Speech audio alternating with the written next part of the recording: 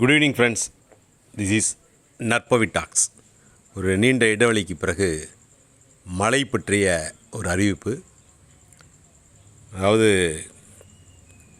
கடந்த காலங்களில் எதிர்பார்த்தது மாதிரியே ஒரு குறைந்த காற்றழுத்த ஒரு தாழ்வு நிலை உருவாகுது.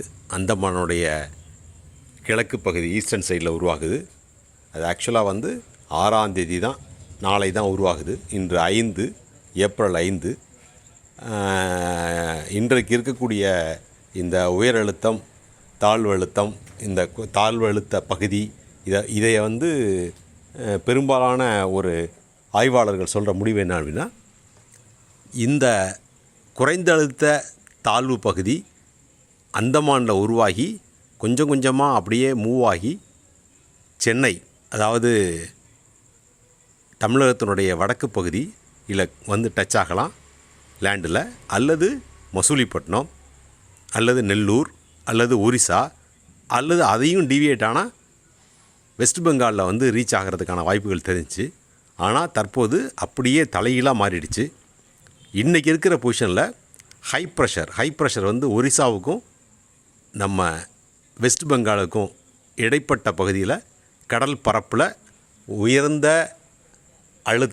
உயரழுத்தம் இருக்கிற காரணத்தினால இதனுடைய டீவியேஷன், இது இப்படியே இந்த தாழ்வு அழுத்த பகுதி ரீச் ஆகிற பாயிண்ட் டெல்டா ஏரியா. அதனாலையும் மேல் பகுதினா வடக்கு பகுதி, மேப்பில் டாப் சைடு, அங்கே உயரழுத்தம் இருக்கிற காரணத்தினால அதிக மழை பெறக்கூடிய மாவட்டங்கள் அப்படின்னா நம்மளுடைய தமிழ்நாட்டினுடைய கீழ்ப்பகுதி, அதாவது தென் மாவட்டங்கள், அரியலூர், பெரம்பலூர், திருச்சி, இந்த சிவகங்கை, இதுக்கு கீழே அந்த ஏரியா வரைக்கும் தான் அதிகபட்ச மழை இருக்கிறதுக்கான வாய்ப்பு இருக்குது.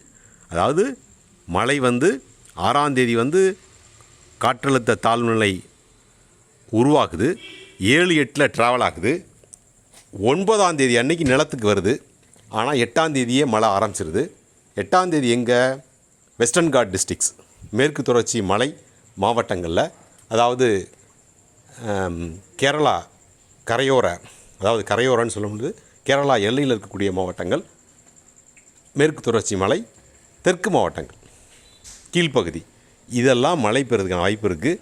எது வரைக்கும் மழை வரும் அப்படின்னா ஏப்ரல் மாதம் 15ஆம் தேதி வரை அதிகபட்ச மழை இருக்கக்கூடிய நாட்கள் கிட்டத்தட்ட 10, 11, 12 இருக்கலாம், அதிகபட்ச மழை இருக்கலாம் அப்படின்னு இப்போதைக்கு இருக்கக்கூடிய பொசிஷனில் எதிர்பார்க்குறாங்க. நன்றி. தேங்க்யூ ஃபார் வாட்சிங்.